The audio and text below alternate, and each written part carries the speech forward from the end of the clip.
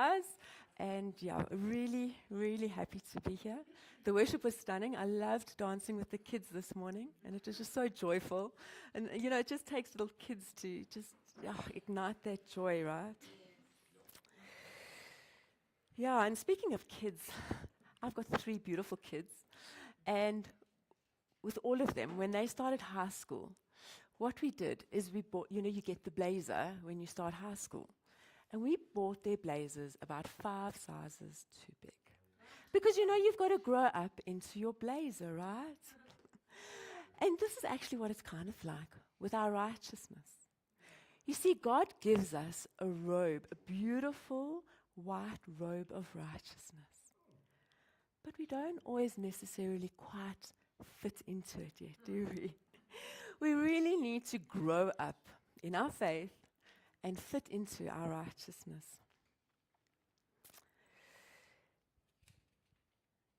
You see, living out our righteousness is what we've been preaching through over the last couple of weeks.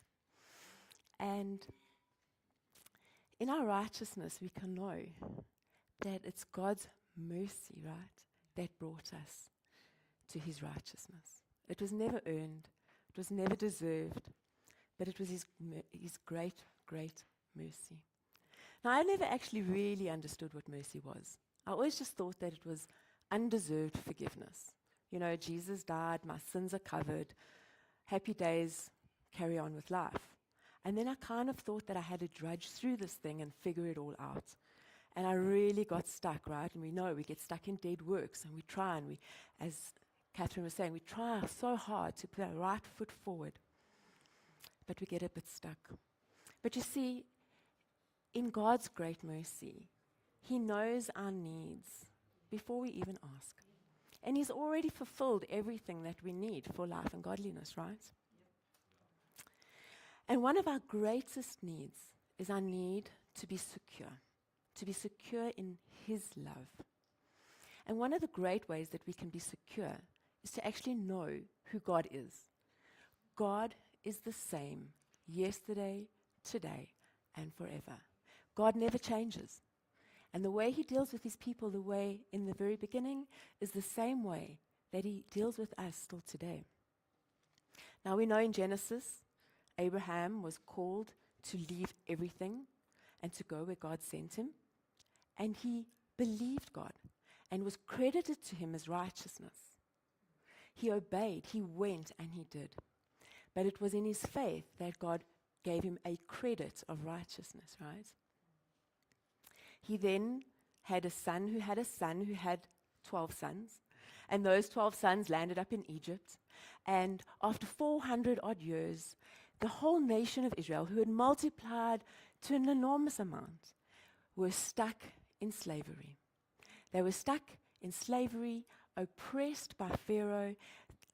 They were slave labor, and they cried out to God to be saved.